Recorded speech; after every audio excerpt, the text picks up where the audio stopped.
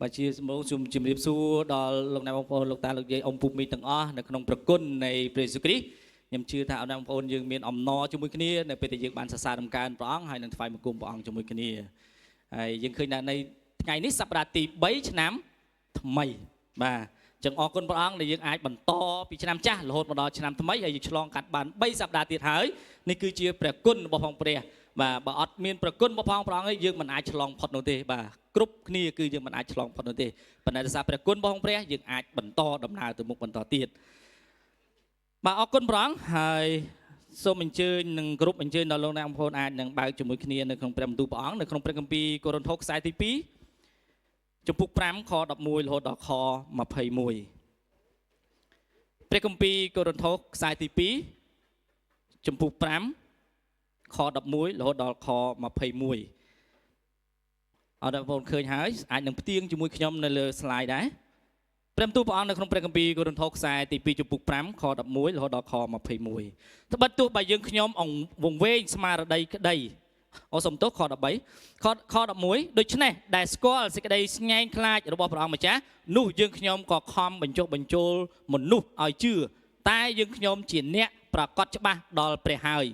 ខ្ញុំក៏សង្ឃឹមថាដល់បញ្ញាចិត្តអ្នករាល់គ្នាដែរត្បិតយើងខ្ញុំមិនមែនផ្ទុកផ្ដាក់ខ្លួននឹងអ្នករាល់គ្នាម្ដងទៀតគឺយើងខ្ញុំឲ្យអ្នករាល់គ្នាមានឱកាសនឹងអួតពីយើងខ្ញុំវិញដើម្បីឲ្យអ្នករាល់គ្នាបានពាក្យតបឆ្លើយដល់អស់អ្នកដែលអួតតែពីចរិតខាងក្រៅមិនមែនពីសន្តានខាងក្នុងចិត្តនោះទេត្បិតទោះបើយើងខ្ញុំវង្វេងស្មារតីក្តីនោះគឺវង្វេងសម្រាប់ព្រះអង្គឬបើមានគំនិតនឹងធឹងក្តីក៏សម្រាប់អ្នករាល់គ្នាវិញត្បិតសេចក្តីស្រឡាញ់របស់ព្រះគ្រីស្ទបង្ខំយើងខ្ញុំឲ្យយើងខ្ញុំពិចារណាឃើញថាបើម្នាក់បានស្លាប់ចំនួនអ្នកទាំងអស់នោះទាំងអស់ឈ្មោះថាបានស្លាប់ហើយត្បិតក៏ទ្រង់បានសុគតចំនួនមនុស្សទាំងអស់យ៉ាងនោះគឺដើម្បីឲ្យ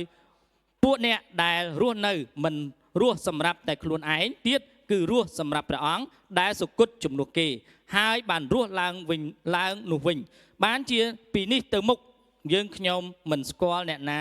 ខាងឯសាច់ឈាមទៀតទេតែបើយើងខ្ញុំស្គាល់ព្រះគ្រីស្ទខាងឯសាច់ឈាមហើយគង់តែឥឡូវ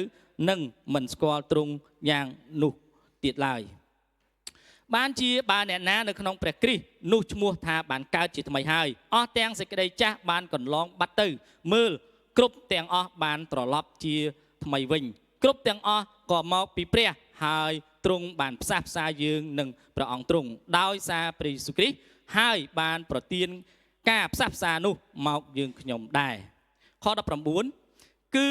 ពីដំណើរដែលព្រះទ្រង់គង់នៅក្នុងព្រះគ្រីស្ទកំពុងផ្សះផ្សាលោកីនឹងព្រះអង្គទ្រង់ឥតប្រកាន់ទោសគេទៀតហើយទ្រង់បានប្រគល់ព្រះបន្ទូលពីការផ្សះផ្សានោះមកយើងខ្ញុំដូច្នេះយើងខ្ញុំជាទូតដល់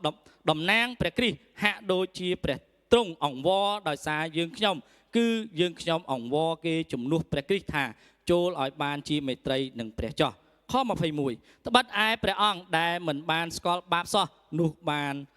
ធ្វើឲ្យត្រឡប់ជាតួបាបជំនួសយើងរាល់គ្នាវិញដើម្បីឲ្យអ្នករាល់គ្នាបានត្រឡប់ទៅជាសេចក្តីសុចរិតរបស់ព្រះដោយនៅព្រះអង្គនោះឯងសូមអធិដ្ឋានជាមួយនឹងខ្ញុំគុណថ្វាយសិរីល្អដល់ព្រះយេស៊ូវគ្រីស្ទព្រះអង្គឲ្យយើងខ្ញុំអរគុណព្រះអង្គនៅព្រឹកនេះហើយយើងខ្ញុំបានទាំងអស់គ្នាបានចូលមកដើម្បីនឹងសរសើរដំណើរហើយនឹងថ្វាយបង្គំព្រះអង្គជាមួយគ្នាអរគុណព្រះអង្គដែលយើងខ្ញុំមានឱកាសដើម្បីនឹងថ្វាយបង្គំព្រះអង្គនេះគឺជាព្រះគុណនេះគឺជាព្រះពរដែលព្រះអង្គផ្ដល់ហើយអនុញ្ញាតឲ្យយើងខ្ញុំទាំងអស់គ្នាមានមនុស្សជាច្រើននៅលើផែនដីនេះគេគ្មានឱកាសក្នុងការថ្វាយបង្គំព្រះអង្គនោះឡើយប៉ុន្តែយើងខ្ញុំមានឱកាសដើម្បីនឹងថ្វាយបង្គំព្រះអង្គយើងខ្ញុំមានឱកាសដើម្បីនឹងពិចារណានៅព្រះបន្ទូលរបស់ព្រះអង្គជាមួយគ្នានៅព្រឹកនេះតាមរយៈព្រះបន្ទូលព្រះអង្គនៅព្រឹកនេះជាពិសេសនៅក្នុងព្រះគម្ពីរកូរិនថូសខ្សែទី2ចំពុក5ខ11រហូតដល់ខ21នៅថ្ងៃនេះព្រះអង្គឲ្យសូមបើកវិញ្ញាណយើងខ្ញុំសូមបើកគំនិតយើងខ្ញុំសូមឲ្យខ្ញុំមានប្រាជ្ញាពីព្រះអង្គក្នុងការពិចារណាហើយយល់ហើយទទួលយកនៅព្រះបន្ទូលនេះដាក់នៅក្នុងជីវិតយើងខ្ញុំប្រយោជន៍ឲ្យខ្ញុំមិនដើរទៅដោយព្រះគុណរបស់ផងព្រះដើរទៅដោយជំនឿដើរដោយការទុកចិត្តជាមួយនឹងព្រះបន្ទូលសន្យារបស់ផងព្រះអង្គព្រះអង្គឲ្យគុណអរគុណព្រះអង្គហើយគុណថ្វាយដែលយើងខ្ញុំនឹងពិចារណាហើយសិក្សាពីព្រះបន្ទូលរបស់ផងព្រះអង្គនៅព្រឹកនេះនៅក្នុងព្រះនាមនៃព្រះម្ចាស់ព្រះយេស៊ូវគ្រីស្ទអាមែនបាទអរគុណព្រះអង្គខ្ញុំជឿថាបងប្អូនតាំងពីឆ្នាំ2025ប្រហែលជាបងប្អូនមួយចំនួនមិនថាតែខ្ញុំមិនថាបងប្អូនមានពេលខ្លះយើងសប្បាយមានពេលខ្លះយើងកើតទុក្ខ បន្ទុកជាធ្ងន់សម្រាប់យើងនៅក្នុងឆ្នាំ2025ហើយឈានមកដល់ឆ្នាំ2026នេះខ្ញុំជឿថាក៏មានបន្ទុកទៀតដែរសម្រាប់ជីវិតរបស់ពួកយើងហើយក៏អាចនឹងផុតពីបន្ទុកនោះដែរសម្រាប់ជីវិតរបស់ពួកយើងដែលយើងកំពុងតែរស់នៅពេលដែលយើងមានបន្ទុកតាំងពីឆ្នាំ2025មកហើយឥឡូវយើងឈានចូលមកក្នុងសប្តាហ៍ទី3នៅក្នុងឆ្នាំ2026តើបងប្អូននៅតែរក្សាបន្ទុកនោះតទៅទៀតឬក៏យ៉ាងដូចម្តេចនៅពេលដែលយើងមានបន្ទុកនៅក្នុងជីវិតរបស់ផងយើងទំនាក់ទំនងរបស់ផងយើងជាមួយនឹងព្រះមិនស្រួលទេបងប្អូននៅពេលដែលយើងមានបញ្ហាទំនាក់ទំនងរបស់ផងយើងជាមួយនឹងព្រះមិនល្អនោះទេនៅពេលដែលយើងមានទុក្ខសោកនៅក្នុងជីវិតរបស់ផងយើងខ្ញុំជឿថាអូនបងប្អូនយើងពិបាកក្នុងការដែលនឹងចូលទៅចំពោះព្រះអង្គខ្លាំងណាស់ពិបាកមែនទែនថ្ងៃនេះអូនបងប្អូនខ្ញុំបានដាក់ចំណងជើងនៅក្នុងព្រះគម្ពីរកូរិនថូសខ្សែទី2ចំពុក5ខ11រហូតដល់ខ21ការស្ដារទំនាក់ទំនងឡើងវិញរវាងមនុស្សជាមួយនឹងព្រះការស្ដារទំនាក់ទំនងឡើងវិញរវាងខ្ញុំជាមួយនឹងព្រះអង្គបងប្អូនអាចយកចំណងជើងនេះដាក់ជាមួយនឹងយើងដាក់ជាមួយនឹងជីវិតខ្លួនឯងខ្ញុំចង់មានទំនាក់ទំនងខ្ញុំចង់ស្ដារទំនាក់ទំនងនេះរវាងខ្ញុំជាមួយនឹងព្រះអង្គឡើងវិញ2025ប្រហែលជាបែកបាក់2025ប្រហែលជាយើងឈឺចាប់2025ប្រហែលជាយើងកំពុងតែខ្លោចផ្សាប្រហែលជាយើងកំពុងតែមានបញ្ហាសូមឲ្យក្នុងឆ្នាំ2026នេះព្រះអង្គហើយនឹងយើងបានស្ដារឡើងវិញព្រះអង្គរងចាំការស្ដារនោះតែសំខាន់យើងតើព្រមអនុញ្ញាតឲ្យការស្ដារនោះកើតឡើងឬក៏អត់ចំណងជើងនេះអរបងប្អូនយើងនឹងពិចារណាជាមួយគ្នានៅក្នុងខ11រហូតដល់ខ16មនុស្សត្រូវតែស្ញែងខ្លាចដល់ព្រះបើយើងចង់ស្ដារទំនាក់ទំនងនេះឡើងវិញអរបងប្អូនយើងត្រូវតែស្ញែងខ្លាចចំពោះព្រះអង្គទោះបីការនោះល្អទោះបីការនោះអាក្រក់យ៉ាងដូចម្តេចក៏ដោយបងប្អូនត្រូវតែស្ញែងខ្លាចចំពោះព្រះអង្គទទួលស្គាល់ការអស្ចារ្យរបស់ព្រះទទួលស្គាល់ព្រះបន្ទូលសន្យារបស់ព្រះសម្រាប់ជីវិតរបស់យើងនោះយើងនឹងស្ញែងខ្លាចនៅព្រះបន្ទូលរបស់ព្រះអង្គអរបងប្អូនយើងអាចនឹងមើលជាមួយគ្នានឹងខ11ដូច្នេះដែលស្គាល់សេចក្តីស្ញែងខ្លាចរបស់ព្រះអម្ចាស់នោះយើងខ្ញុំនឹងខំបញ្ចុះបញ្ចូលមនុស្សឲ្យជឿតែយើងខ្ញុំជាអ្នកប្រកាសច្បាស់ដល់ព្រះហើយកុំឲ្យសង្ឃឹមថាដល់បញ្ញាចិត្តរបស់អ្នករាល់គ្នាដែរនៅកន្លែងនេះខ16នេះព្រះអង្គចង់ឲ្យយើងបានស្ញែងខ្លាចជាមួយនឹងព្រះអង្គបងប្អូនមានអំណរ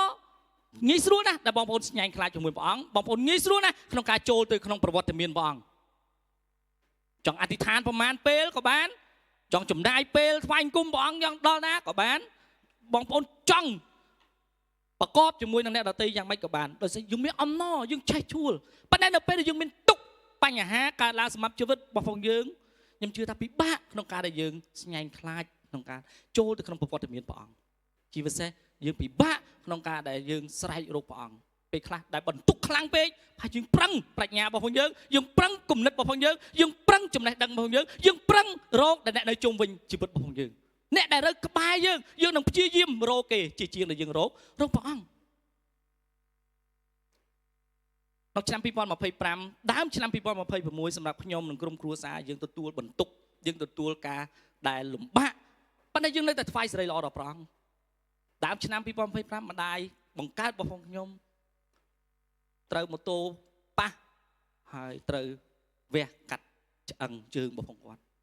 យូរស្រែករកព្រះអង្គពិបាកពេលដែល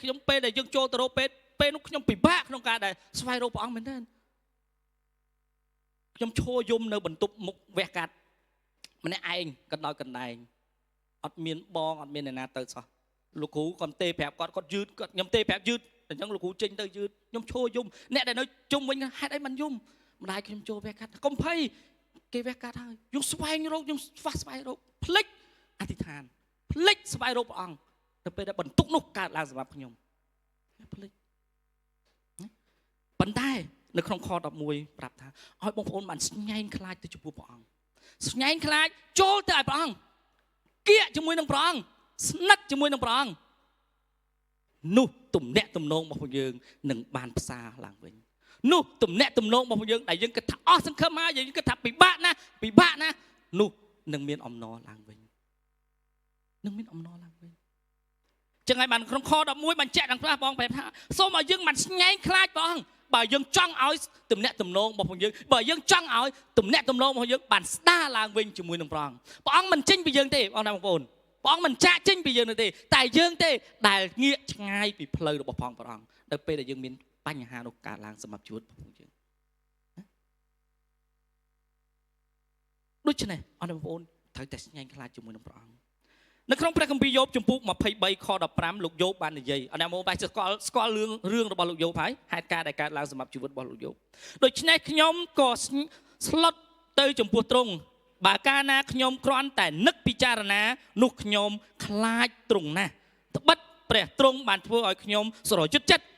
ព្រះដ៏មានគ្រប់ទាំងបច្ចេស្តាទ្រង់ធ្វើឲ្យខ្ញុំស្ញែងខ្លាចលោកយោបវេទនាអរអ្នកបងប្អូនប្រហែលជាយើងលំបាកនៅលើផែនដីនេះបើកលេចទៅមើលជីវិតលោកយោបវិសេសណាស់វិបាកណាស់ខ្លាំងណាស់វិសេសជាងជីវិតយើងខ្លាំងណាស់មានថាវិសេសហ្នឹងមានថាលំបាកខ្លាំងជាងយើងខ្លាំងណាស់បើយើងយកអីមកប្រៀបធៀបវិបាកណាស់ប៉ុន្តែលោកយោបនៅតែនិយាយបាននៅកន្លែងនេះដូច្នេះខ្ញុំក៏ភ័យស្លុតនៅចំពោះទ្រង់ហើយកាលណាខ្ញុំគ្រាន់តែនឹកពិចារណានោះខ្ញុំខ្លាចទ្រង់ណាស់គ្រាន់តែនឹកពិចារណាពីព្រះអង្គលោកយោបស្ញែងខ្លាចទៅចំពោះព្រះអង្គត្បិតព្រះទ្រង់បានធ្វើឲ្យខ្ញុំជឿចិត្តព្រោះព្រះដ៏មានបច្ចេស្តាទ្រង់ធ្វើឲ្យខ្ញុំស្ញែងខ្លាចព្រះអង្គធ្វើឲ្យលោកយោបស្ញែងខ្លាចពីព្រះចេស្តារបស់ព្រះពីប្រហាតីរបស់ព្រះពីការអីដែលព្រះអង្គនឹងឆ្លើយតបសម្រាប់ជីវិតរបស់គាត់លោកយោបជីវិតចុងក្រោយលោកយោបវេទនាលោកយោបនៅតែព្រះល្អសម្រាប់ខ្ញុំលោកយោបនៅតែមើលឃើញភាពស្ញែងខ្លាចនៅចំពោះព្រះអង្គមិត្តភក្តិលោកបដិសេធព្រះចោទប្រកាន់ព្រះយោបឯងធ្វើបាបភរិយាមកលោកយោបឯងនៅទៅអីទៀតប្រមាថព្រះហើយស្លាប់ទៅវេទនាណាលំបាកណាឈឺចាប់ណាបាត់បង់អស់ហើយនៅទៅអីទៀតប៉ុន្តែយោបនៅតែស្ញែងខ្លាចនៅចំពោះព្រះអង្គដោយនៅតែកោតសរសើរហើយថ្វាយសេរីល្អព្រះអង្គល្អសម្រាប់ខ្ញុំព្រះអង្គនៅតែអស្ចារ្យព្រះចេស្តារបស់ផងព្រះអង្គនៅតែអស្ចារ្យសម្រាប់ជីវិតរបស់ផងខ្ញុំ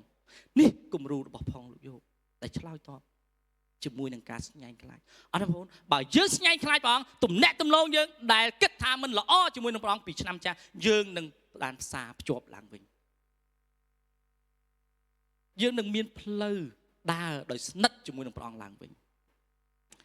អរបងប្អូនខ្ញុំចង់នាំបងប្អូនទៅមើលជាមួយគ្នានៅព្រះគម្ពីរហេព្រើរជំពូក10ខ31រីឯការដែលធ្លាក់ទៅក្នុងកណ្ដាប់ព្រះហស្ថនៃព្រះអង្គនៃព្រះដ៏មានព្រះជន្មរស់នៅនោះគួរស្ញែងខ្លាចណាស់អរបងប្អូនបើយើងធ្លាក់ទៅក្នុងព្រះហស្ថរបស់ផងព្រះអង្គជីវិតអរបងប្អូនយើងគួរស្ញែងខ្លាចជាមួយនឹងព្រះអង្គជាងយើងធ្លាក់ទៅក្រៅព្រះហស្ថរបស់ផងព្រះអង្គធ្លាក់ទៅក្រៅព្រះអង្គក្រៅព្រះហស្ថរបស់ផងព្រះអង្គចប់ហើយបើយើងស្ថិតនៅក្នុងព្រះហស្ថរបស់ផងព្រះអង្គជីវិតយើងព្រលឹងវិញ្ញាណរបស់យើងត្រូវបានបីទ្រដោយព្រះហស្ថរបស់ព្រះដោយប្រហារតីសេចក្តីសន្យារបស់ផងព្រះអង្គដោយប្រហារតីដ៏សុចរិតរបស់ផងព្រះអង្គអញ្ចឹងនៅពេលដែលយើងធ្លាក់នៅក្នុងព្រះហស្ថរបស់បងប្អូនកំពុងតែដើរដោយទុកចិត្តជាមួយនឹងការទូលការទ្របីត្រកងពីព្រះហស្ថរបស់ផងព្រះអង្គសម្រាប់ជីវិតរបស់ផងយើងបងប្អូនត្រូវតែស្ញែងខ្លាចដោយកោតខ្លាចដើរដោយសុចរិតជាមួយនឹងព្រះអង្គដើរដោយសុភាពជាមួយនឹងព្រះអង្គដើរដោយសម្លឹងព្រះបន្ទូលរបស់ផងព្រះអង្គជាអតិភិបសម្រាប់ជីវិតរបស់ផងយើងព្រោះយើងកំពុងតែស្ថិតនៅក្រោមស្ថិតនៅការបីត្រកងបីទ្ររបស់ព្រះហស្ថរបស់ផងព្រះអង្គជាពាក្យសាមញ្ញនៅក្រោមបាតដៃបាទបាតដៃរបស់ផងព្រះអង្គដែលព្រះអង្គកំពុងតែបីទ្រជីវិតរបស់ផងយើងអញ្ចឹងបងប្អូនត្រូវតែកោតខ្លាចស្ញែងខ្លាចជាមួយនឹងព្រះបន្ទូលរបស់ផងព្រះអង្គអានឹងបានពិសេសសម្រាប់ជីវិតរបស់ផងយើងនៅក្នុងខ12ត្បិតយើងខ្ញុំមិនមែនផ្ទុកដាក់ខ្លួនយើងខ្ញុំនឹងអ្នករាល់គ្នាម្ដងទៀតទេម្ដងទៀតគឺយើងខ្ញុំឲ្យអ្នករាល់គ្នាមានឱកាសនឹងអួតពីយើងខ្ញុំវិញគឺដើម្បីឲ្យអ្នករាល់គ្នាមានពាក្យតបឆ្លើយដល់អស់អ្នកដែលអួតតែពីចរិតខាងក្រៅមិនមែនពីសន្តានក្នុងចិត្តនោះទេអរបងប្អូនជីវិតរបស់យើងពេលខ្លះយើងអួតខាងក្រៅសមត្ថភាពចំណេះដឹងអីដែលយើងខ្លួនឯងអាចធ្វើបាន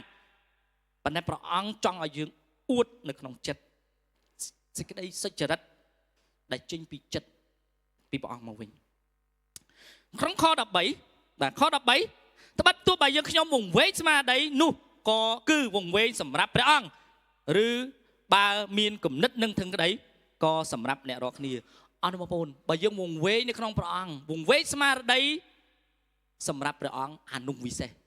កុំឲ្យយើងវង្វេងជាមួយនឹងលោកីកុំឲ្យយើងវង្វេងជាមួយនឹងសមត្ថភាពកុំឲ្យយើងវង្វេងជាមួយនឹងអីដែលខ្លួនឯងមាននៅលើផែនដីនេះប៉ុន្តែបើយើងវង្វេងស្មារតីនៅក្នុងព្រះអង្គសម្រាប់ព្រះអង្គព្រះរាជរបស់ព្រះអង្គអានោះវិសេសសម្រាប់ជីវិតរបស់យើង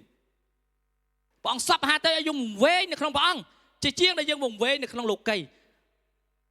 ពេលដែលយើងវង្វេងយើងនឹងរត់តាមយើងនឹងចង់បានសង្វាតលទ្ធផលចុងក្រោយបាត់អ្នកដែលបាត់បង់ពីផែនដីនេះទៅសូម្បីតែកាក់មួយដែលនៅក្នុងមាត់ដែលគេដាក់ទៅនោះក៏មិនអាចយកទៅបាននោះបើយើងវង្វេងនៅក្នុងលោកីប៉ុន្តែបើយើងវង្វេងសម្រាប់ព្រះអង្គអានឹងសំខាន់ជាងវង្វេងសម្រាប់ព្រះរាជរបស់ព្រះ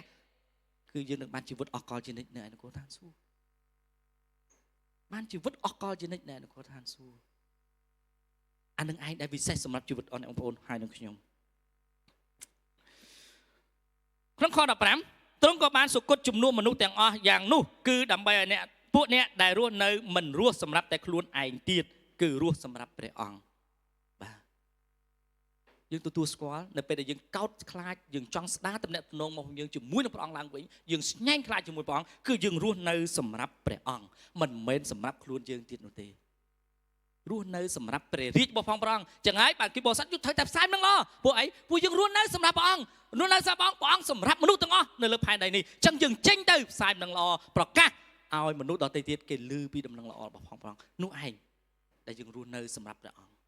រស់នៅដើម្បីថ្វាយសិរីល្អដល់ព្រះអង្គខ្ញុំលឺបន្តិចនៅក្នុងចំណុចទី2ពីខទី17រហូតដល់ខ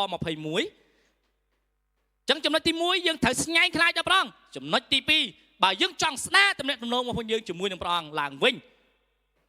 សូមឲ្យសេចក្តីចាស់កន្លងផុតទៅគ្រប់ទាំងអស់បានត្រឡប់ជាថ្មីឡើងវិញអាចាស់បងប្អូនបោះចោលវាអាក្រក់ឡើយវាល្អយ៉ាងម៉េចក៏ដោយប៉ុន្តែសូមឲ្យអាថ្មីនៅក្នុងឆ្នាំថ្មីនេះគឺទំនាក់ទំនងរបស់ពួកយើងឡើងថ្មីជាមួយនឹងព្រះអង្គសូមឲ្យអាចាស់កន្លងផុតអាចឈឺចាប់អាលំបាក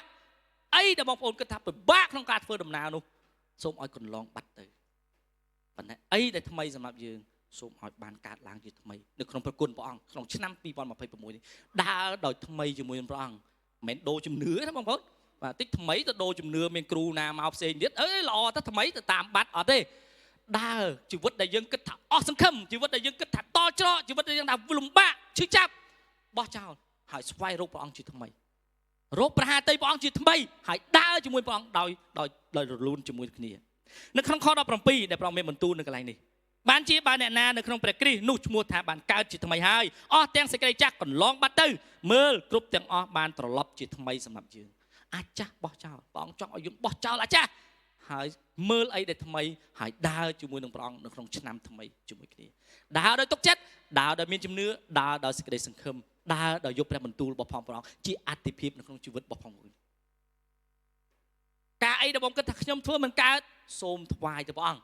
ការអីដែលបងគិតថាខ្ញុំមិនអាចដោះស្រាយបានសូមថ្វាយទៅព្រះអង្គឈប់ស្វែងរកចំណេះដឹងឈប់ស្វែងរកជំនួយខាងឯសាច់ឈាមឬក៏មនុស្សដែលជុំវិញយើងនៅឡើយប៉ុន្តែថ្វាយទៅព្រះអង្គយកព្រះអង្គជាអត្ថិភាពសម្រាប់ជីវិតរបស់ផងយើងនៅក្នុងព្រះគម្ពីររ៉ូមជំពូក8ខ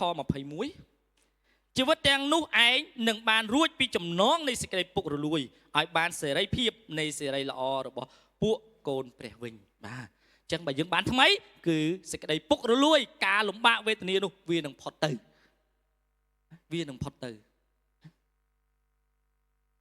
បើយើងមើលនៅក្នុងព្រះគម្ពីររ៉ូមជំពូក6ខ11ម្ដងទៀតដូច្នេះចូលអ្នករាល់គ្នារាប់ខ្លួនទុកជាស្លាប់ខាងបាបដែរតែរស់នៅខាងឯព្រះវិញចុះបើដូចដោយនៅព្រះគ្រីស្ទយេស៊ូវជាព្រះអង្គម្ចាស់នៃយើងរាល់គ្នាបាទរាប់ខ្លួនថាយើងបានស្លាប់ខាងឯបាបហើយរស់នៅក្នុងព្រះវិញរស់នៅក្នុងព្រះគុណរស់នៅក្នុងព្រះគ្រីស្ទនោះឯងគឺជីវិតមួយដែលយើងនឹងអាចស្ដារទំនាក់ទំនងរបស់យើងឡើងវិញជាមួយនឹងព្រះអង្គបើយើងមើលនៅក្នុងព្រះគម្ពីរកូរិនថូសរបស់យើងបាទនៅក្នុងខ្សែទី2ចំពុក5ខ18គ្រប់ទាំងអស់បានមកពីព្រះដែលទ្រង់បានផ្សះផ្សាយើងនឹងព្រះអង្គទ្រង់ ដោយសារព្រះយេស៊ូវគ្រីស្ទហើយបានប្រទានការងារផ្សះផ្សានោះមកយើងខ្ញុំដែរបាទព្រះអង្គចង់ឲ្យយើងផ្សះផ្សាឡើងវិញបាទព្រះអង្គអត់ចង់ឲ្យយើងដាច់ទេព្រះអង្គចង់បងប្អូននៅតែបើកចំហក្នុងការផ្សះផ្សាដែលយើងចង់ទំនាក់ទំនងផ្សារភ្ជាប់ជីវិតរបស់យើងជាមួយនឹងព្រះអង្គឡើងវិញណាកុំឲ្យបារម្ភភ័យខ្លាចថ្ងៃមុនខ្ញុំទៅពេលដែលខ្ញុំទៅកំដរម្ដាយក្មេងខ្ញុំនៅពេទ្យខ្ញុំជួបក្មេងម្នាក់គាត់ជាក្មេងនៅមណ្ឌលបាទនៅមណ្ឌល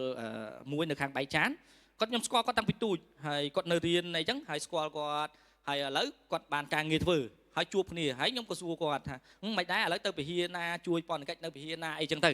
បាទគាត់ថាអូលោកអើយខ្ញុំចប់ហ្មងឥឡូវចប់អត់ដែរទៅពហិសោះ4ឆ្នាំតាំងពីកូវីដមកចប់ហ្មងអត់ដែរទៅសោះមិនចឹងអត់ហ៊ានខានទៅតែមួយឆ្នាំឡើងហ៊ានចូលពហិបហើយខ្លាចខ្មាស់គេខ្លាចគេនិយាយអានេះមិនមកពហិវិញអញ្ចឹងចាប់តាមមានអារម្មណ៍ភ័យខ្លាចហើយខ្ញុំសួរគាត់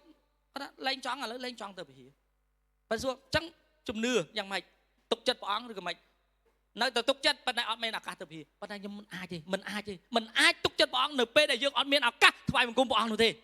មិនអាចទេនៅពេលដែលបងប្អូនគាត់ថាខ្ញុំទុកចិត្តព្រះអង្គទាំងមិនដែលអានព្រះគម្ពីរតែមិន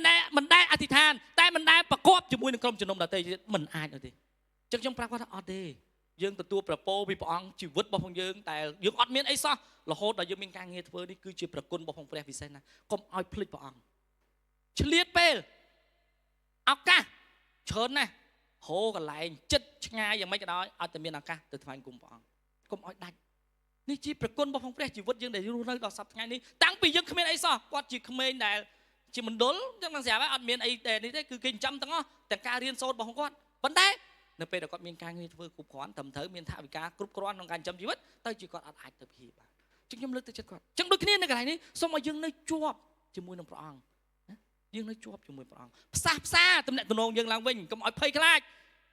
ទោះបីយើងអាក់ខានមកព្រះវិហារយើងអាក់ខានមកថ្នាក់ព្រះគម្ពីររបស់យើងយ៉ាងម៉េចក៏ដោយកុំឲ្យភ័យខ្លាច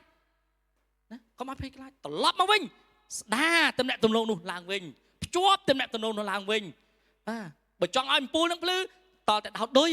បើវាដាច់ខ្សែត្រូវតែភ្ជាប់ខ្សែនឹងឡើងវិញបានជីវិតយើងជាប់ហើយអំពូលនោះវាភ្លឺឡើងដូចគ្នាបើបងប្អូនគិតថាខ្ញុំមិនអាចមកទេខ្ញុំបារម្ភខ្ញុំភ័យខ្ញុំព្រួយដោយសារការអាក់ខានយូរពេកហើយកាន់តែឃ្លាតទៅនោះនឹងឆ្ងាយទៅហើយអំពូលនោះវានឹងមិនមានពន្លឺនោះទេជីវិតយើងនឹងមិនអាចភ្ជាប់ជាមួយនឹងព្រះអង្គនោះទេត្រូវតែស្វែងរកត្រូវតែរកឲ្យលឿនបំផុតដើម្បីអាចនឹងមកភ្ជាប់ជាមួយនឹងព្រះអង្គឡើងវិញភ្ជាប់ជាមួយនឹងព្រះអង្គឡើងវិញការបាក់ទឹកចិត្តដូចគ្នាដែរពេលខ្លះធ្វើឲ្យយើងបាក់ទឹកចិត្តការបាក់ទឹកចិត្តធ្វើឲ្យយើងពិបាកក្នុងការដែលយើងចំណាយពេលមកពហិដែរ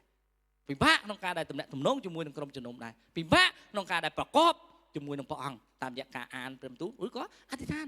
ប៉ុន្តែបងប្អូនសំចាំថាបើយើងអត់អធិដ្ឋានអត់អានព្រះបន្ទូលព្រះអង្គអត់ប្រកបជាមួយនឹងក្រុមជំនុំយើងកាន់តែខ្សោយទៅ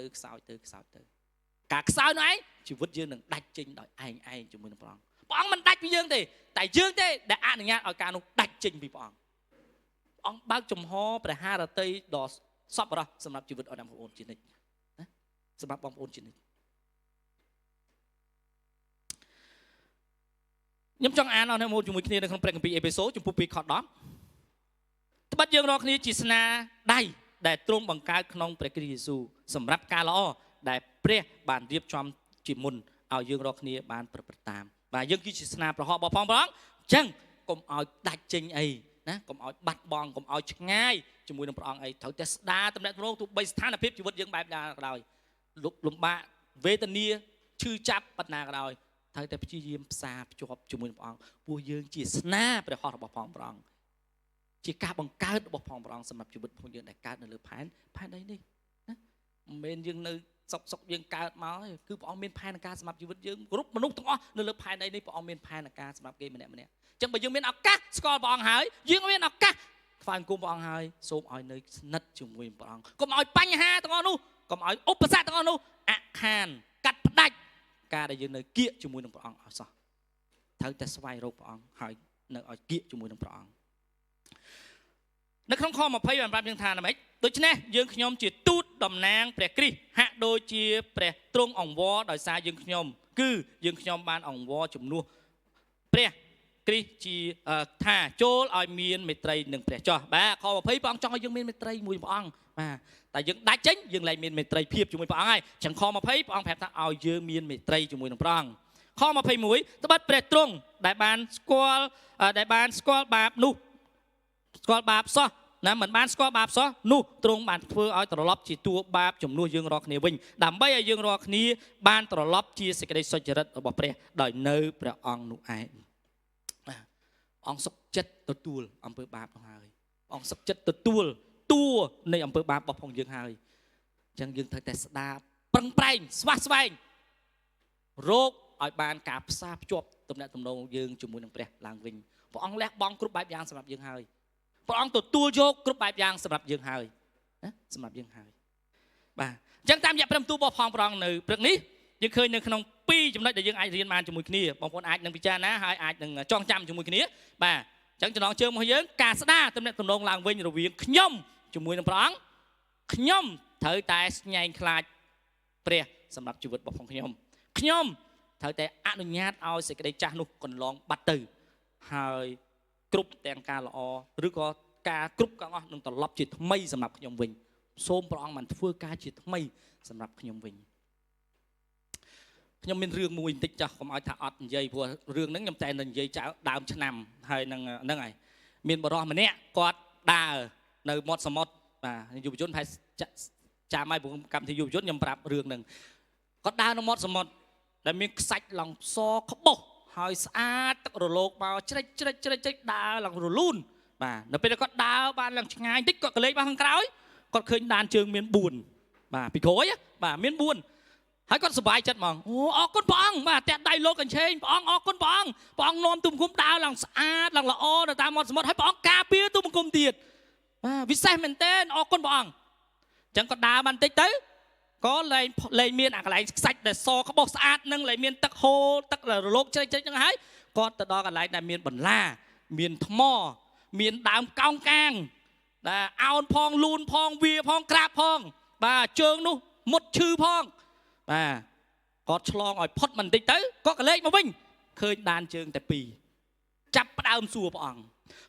នៅណាសេចក្តីសន្យាដែលព្រះអង្គការពារទូបង្គំពេលផ្លូវល្អពេលខ្សាច់ល្អព្រះអង្គដើរជាមួយទូបង្គំចុះហេតុអីបានពេលដែលមានទុក្ខលំបាកឈឺចាប់វេទនាមានបន្លាពីលើមានបន្លាពីក្រោមមានថ្មមានអីហេតុអីបាននៅតែទូបង្គំម្នាក់ឯងចាប់ផ្ដើមសួរព្រះអង្គ